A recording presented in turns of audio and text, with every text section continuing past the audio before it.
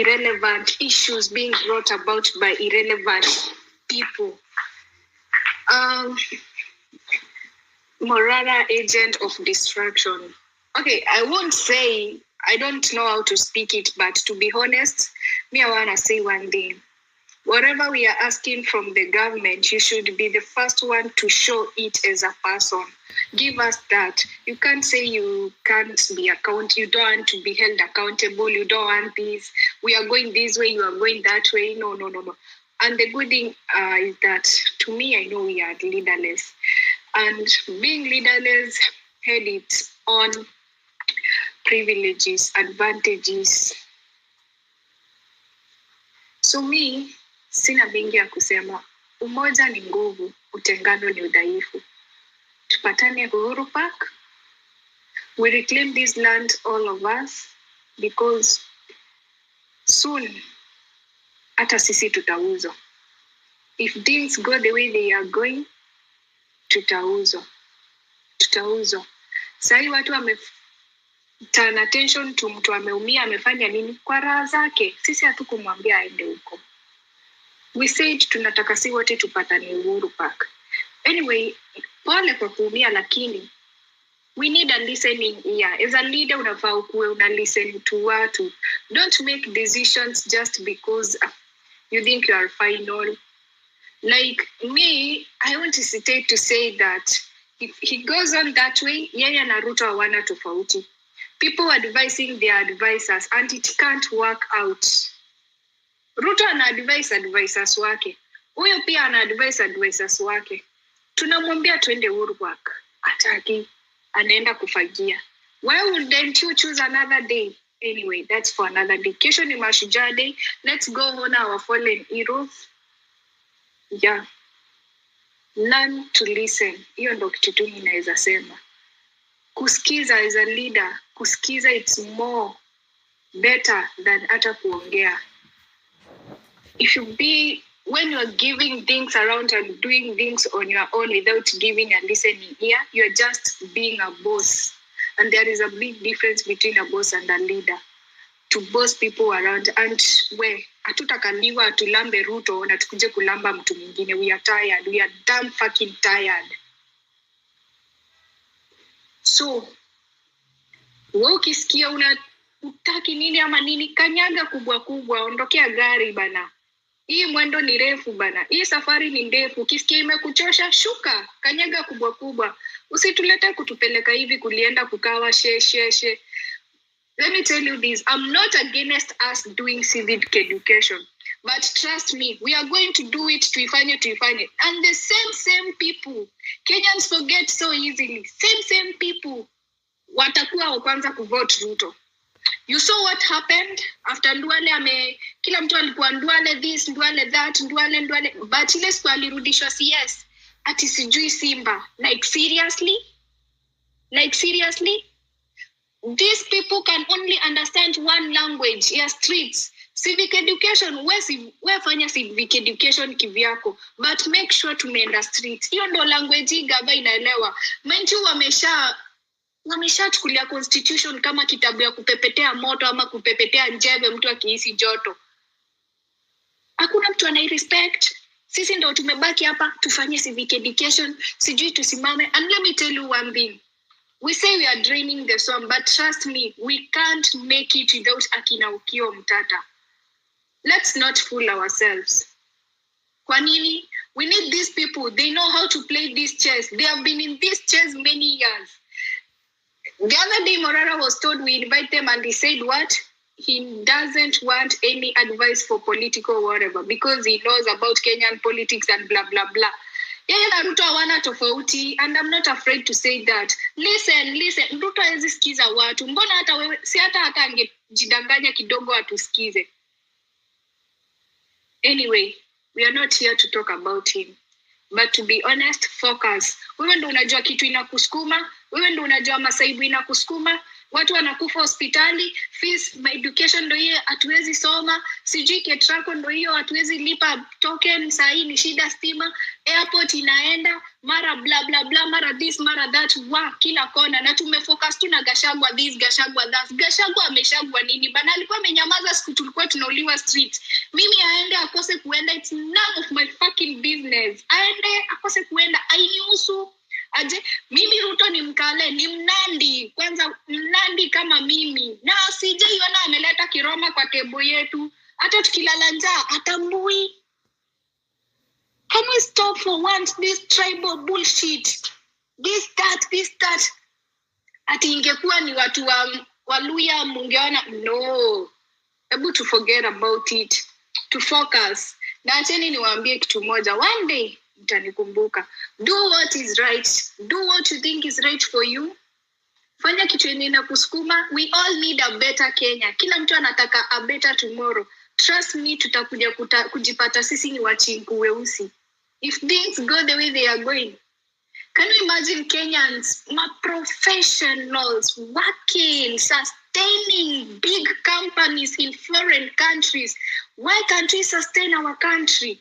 Mbona tukubali Adani? Mi walai nalala naamka nakumbuka Adani iko bado nasikia kuchizi. Adani iko na more than 10 crimes. Zenye like lies, zenye ziko crimes ziko mwadhani. Adani this, Adani that, Adani everything. Now Adani ni Ruto na Raila, for Christ's sake. We drain the swamp. Waende nyumbani, then everybody goes home. Tukuje tuchukue mtu kama Ukiwa Mtata. Unaangalia mse, okay, sitetei Mtata. Hebu msini attack, simtetei. I'm just giving an example. Kama ni Ukiwa Mtata, tufanye hivi. So kama ni Ukia, arudi ama asirudi. Lakini kukuja kusema, no. We have turned a revolution into politics. And if we go in a political way, wase hatuta win. I swear hatuta win. We need to come together sisi wote. Kama ni CBK ingekuwa ina make sense, wangekuja si wote pamoja. Kama Eric Yusko alisema ya mashujaa, wote wakuja waseme, juu mashujaa walikufa kila county, tuende kila county. Boni enda hivi fulani, enda hivi fulani, enda hivi. Inge make sense. Lakini kukaa, then the last day unakuja kusema tunaenda kufagia Narok. Tunaenda kufagia nini hiyo tunaenda kufagia? Hiyo siku ndo tutafagia Ruto atoke. Bana we're not going to allow those fucking distractions. Focus. Wewe ukishindwa kuenda na watu wenye wanaenda kanyaga kubwa rudi. Kani mwanga niacha ninyamaze. Thank you, Toria. Yani, I keep telling people, Adani ni Ruto hawa.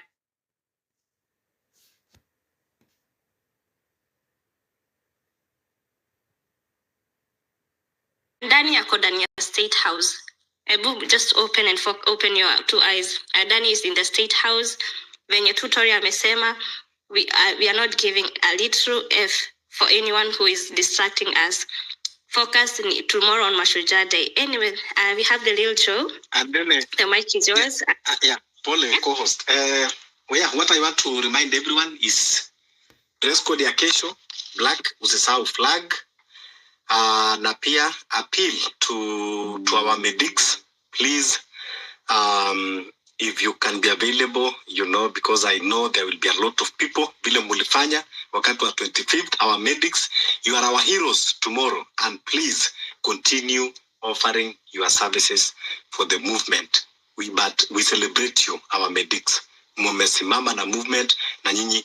Tomorrow we recognize you as our heroes. So please medics, kesho najua kwamba mumepanga mambo ya first aid na nini yote just in case imetokea pale Uhurupark. So thank you so much. Continue the co-host. Okay, Wanjiro kiasi ni hoping kidogo tu ndo nishuke. Like tusiuziwe uoga. Msee asiseme ati tutaenda kuuliwa. Tunauliwa yeye ndo amepanga venye tutauliwa ama ni nini. Tusiuziwe uoga we. Kama mmeshapanga na gava venye mtatumaliza bana, mtuambie mapema, muache kutuambia ati tukienda huko tutauliwa. Kila mtu maisha yake anapenda.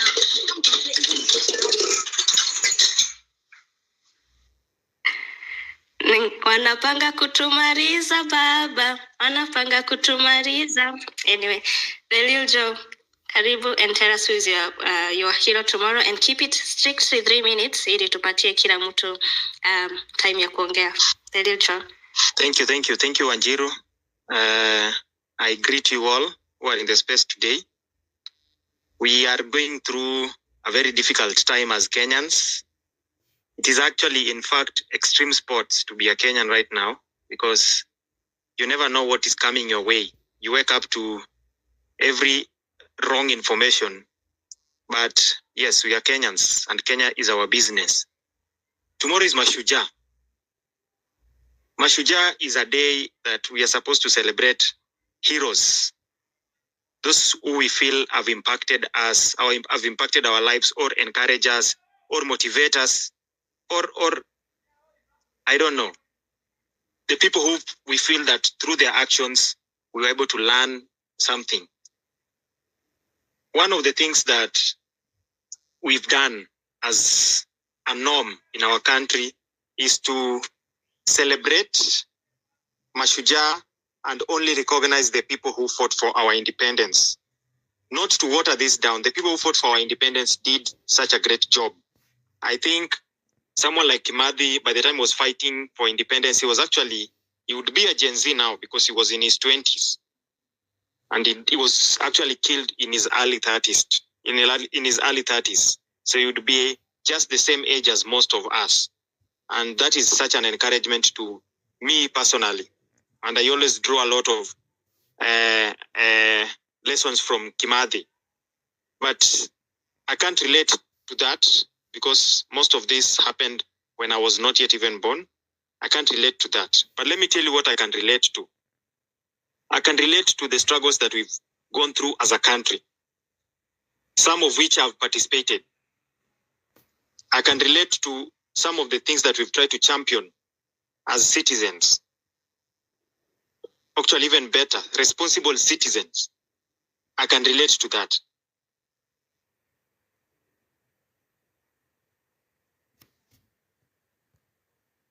But why? Why should we lose people who are just asking, championing for just good governance, raising questions, raising concerns? Why should we lose such people? Yet, it is very difficult to lose the people who actually cause these atrocities.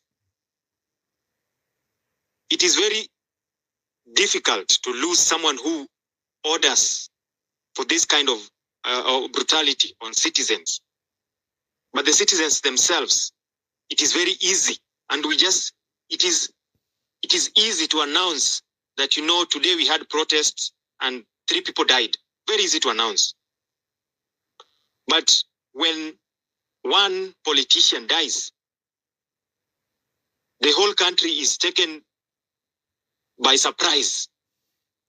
And it becomes serious information.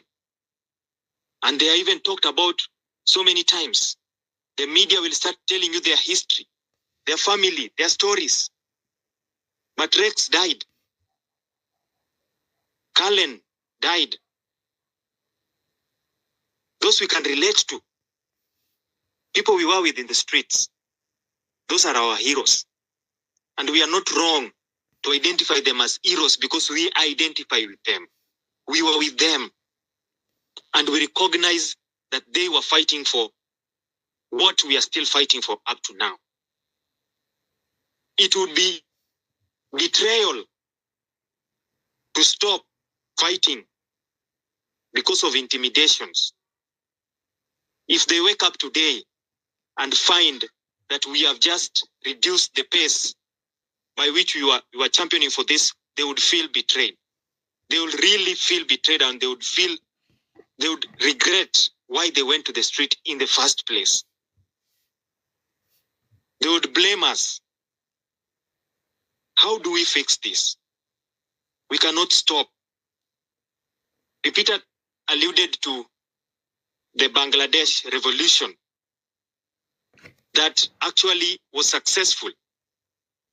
And this thing, I've said it before. You will be called prisoners when you try a revolution and you fail. But when you succeed, you will form the next government. And when you form the next government, you will go after all these people who are killing people. A very good example is Bangladesh. They have ordered for arrest of their president, the lady, and 40 other politicians who are with her, including some of them in the military. That is what happens if a revolution is successful. You go after them because they will come after you very hard. That is what they do. If we don't plan, that is a planning to fail. Planning does not really need, a revolution does not need an elaborate plan that we need to sit down and craft a plan of how we are going to mobilize and be in a revolution. No. Revolution is all over the world. History. Revolution is usually driven by spirit.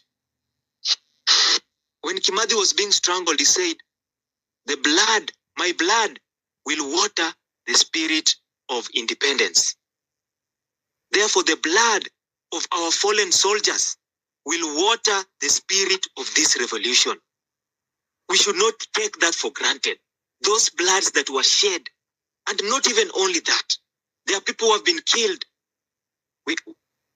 In Kware, we found bodies, and it is so normal. And you are even rewarded for not doing your job. You're even elevated from a CS of Interior to a deputy president for not investigating deaths. It is a complete failure of the president directly. William Samoei Ruto is a complete failure. Article 238 requires him to protect the lives of Kenyans. He does not. That means even the life of one individual lost is supposed to be accountable for that. He is never accounted for life. It is shocking that a regime that came with theocratic agenda, the name, oh, we are God chosen, just go around killing people. So tomorrow, Lil Joe? Yes. Kindly umebakisha dakika moja so that we can have as many speakers. Thank you, Anjiru. I stand guided. So tomorrow we go out. We have always me personally, I will be there. I've never missed going out. I started going out for this mandamanos things way back, and you know anybody who has been a Raila supporter, we've been going for demonstrations ever since. In 2023 we were there, comrades were killed, but in this time round, this feels right. It feels even much better than any other revolution any other thing I've ever tried to champion for. And therefore tomorrow, personally, I will not ask you to come. Me, I will go. Anybody who wants to go, join us tomorrow. We will be there. We will be remembering our fallen soldiers. Thank you very much, Wanjiru and host Fabish. Thank you. Karibu.